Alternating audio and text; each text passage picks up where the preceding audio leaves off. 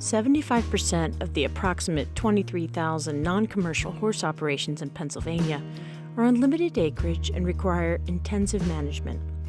Current recommendations for productive pastures with minimal management is 2 to 4 acres per horse, but unfortunately, most equine operations simply don't have access to this much available pasture. This video will introduce 2 different equine operations that use a variety of best management practices to maintain healthy pastures, protect surrounding ecosystems, and allow their horses to thrive. My name is Kim Batten. I'm the stable manager at the Franklin County 4-H Therapeutic Riding Center, and that's where we are in one of our pastures.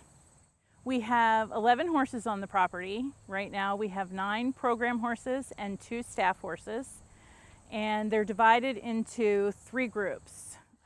Originally, when we started this project, it was a continuously grazed pasture, pretty short. Everybody ran together at that time. Mares and geldings were together. We had to keep putting some horses in the stalls, which didn't go over real well, considering what the horses were being used for as far as their therapeutic. They needed to be calm and quiet before lessons. So we came out and decided, well, let's try and do a rotational system, give the grass a break, give the pastures a break. So we came up with dividing it into 3 or 4 lots, and then they could graze based on that. The horses that could go out in different groups, and then they can also rest the areas when they needed to. We came out and we walked the fields and worked with the manager at the time to figure out what would be the best way to get horses back and forth to the barn. With it being all volunteers, we had to make sure we had an easy system as far as like easy to get in and out of gates, getting horses in and out of pasture fields. So we walked it and we put some flags out, and then eventually we came up with an idea, let's try this, and we put the fences in and put some waters in. We originally had waters planned for all paddocks, but there's a lot of limestone outcrops in this property, so it wasn't as easy as we hoped it would be. So we don't necessarily have water in all the paddocks, but we have it arranged where the horses can get to water no matter where they're at. The fence is electric, like 90% of it is the electrobraid, the white electrobraid, and the largest portion, like where we're in, is connected by fence line. The largest portion that we have fenced in is all solar, and I think we have 3 solar panels around to keep all of the fences hot. The mare's field up on the hill is still electric. It has an electric box in the barn. One of the major benefits to developing and maintaining healthy pastures is the prevention of soil erosion and control of nutrient or sediment runoff.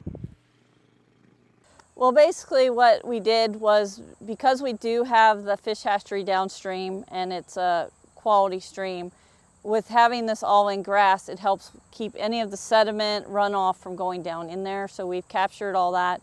Now it stays in the pasture and doesn't run through the riding arena and go into the fish hatchery. It stays right here on the ground where we need it to help the plants grow. The area behind me was just a regular pasture area, and when they put all the new fencing in and they were doing some conservation stuff and everything, because we're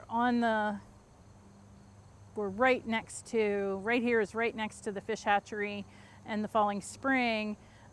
It was deemed much more environmentally beneficial if we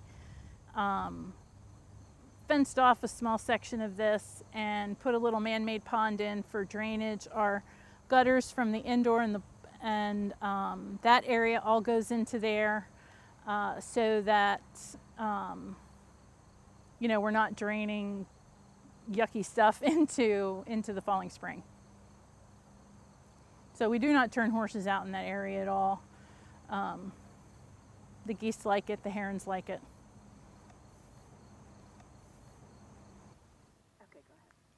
Hi, we're Al and Carolyn, and it's nice to have you here today. We live on 18 acres of land, half of which are woods. The remaining acreage, there are 6 acres of pastures, and there are 5 acres of hay fields. We have 4 horses. We've lived here for 15 years. This was our retirement dream. And in doing the planning, we needed to know where the barn was going to be, how it was going to face, how the house would face, where we were going to have the fencing, how many pastures, how big should the arena be. Many, many decisions. And it's kind of daunting at first, but with a little help from people who know, we put together what works for us. It's very manageable for us, and we're very happy with this. One of the decisions we had to make, and we talked about it and thought about it a lot, was what kind of fencing would surround the pastures. We decided on an electrified ribbon type of fencing that has posts every so many feet. I liked the natural look of it. It's been very convenient. I've had no problems with the horses getting caught, tangled, whatever. So it's turned out to be good fencing for the pastures. Horses also are very capable of destroying pastures. They're hard on pastures. Their feet can cause compaction in soil. They can run and buck and tear and shear grasses off. They're very good at destroying all the hard work that people put into their pastures. It's very, very important to give pasture grasses time to rest and recover. Horses tend to gravitate towards the shorter grasses in the pasture. The nutrition, the sugars, the carbohydrates tend to be stored at the lowest part of that pasture. They will seek out the most nutritional grasses and consume those. Over time, if rotation doesn't occur, if the horses are put out on one very large pasture, they'll gravitate towards those short pastures, graze on it, and then come back the next day and eat the same pasture grasses over and over again. They'll avoid those pastures that have high levels of fiber, grasses that are more mature, and other parts of the pastures. They'll eliminate those pastures, creating bare spots, which can lead to soil nutrient loss. Rotation, like Al and Carol do here, cause those horses to move into another pasture and allow those pasture grasses time to recover. It's absolutely critical to supply horses in a situation like this with the ability to move into other pastures and to allow those grasses to recover. Okay. So that's the reason for the rotation, and I open one gate. They can come in, out of that, go into that pasture, come out of that pasture, go to the water, go in a barn, go back out into that pasture, and that's the only pastures they can cover, is that one. That's about a week. They get about a week per pasture. Then that gate's closed, and they're standing in the pasture 2 or 3. The key to Al and Carolyn's rotation is the stabilized barnyard with access to an animal concentration area.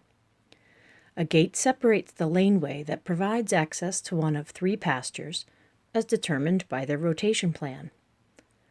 By simply opening or closing gates, Al and Carolyn can ensure that their horses have access to a sacrifice area, pasture, and their water or shelter as the horses choose.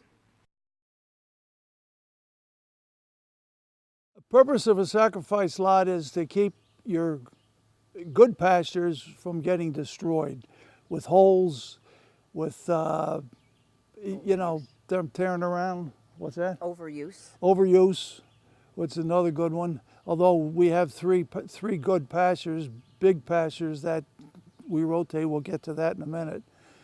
But that pretty much is the purpose of a sacrifice pasture, to save your good pastures, and particularly in bad weather, muddy, spring, fall. The system that they have developed is extremely user-friendly and can be adopted by and modified by any farm in Pennsylvania, both large and small. Any farm can reap the benefits and provide the benefits to the environment and their horses that Al and Carol have accomplished. All right, horse pastures can be extremely challenging to manage. Al and Carol have done a wonderful job, as you have seen. with managing their pastures and the grasses that are in their pastures. Our grasses that we plant in pastures tend to be cool season grasses. Al has primarily orchard grass here, Kentucky bluegrass. They're cool season, as is Timothy, brome, endophyte free fescue, perennial ryegrass. They're all cool season. What that means is they grow best when the temperature is cool in spring and fall, and they shut down metabolically in the summertime when it becomes hot and dry. Horses like Cheyenne here can do significant damage to pasture grasses when they graze on them, when the grasses aren't able to grow back. So many pastures deteriorate in the summertime.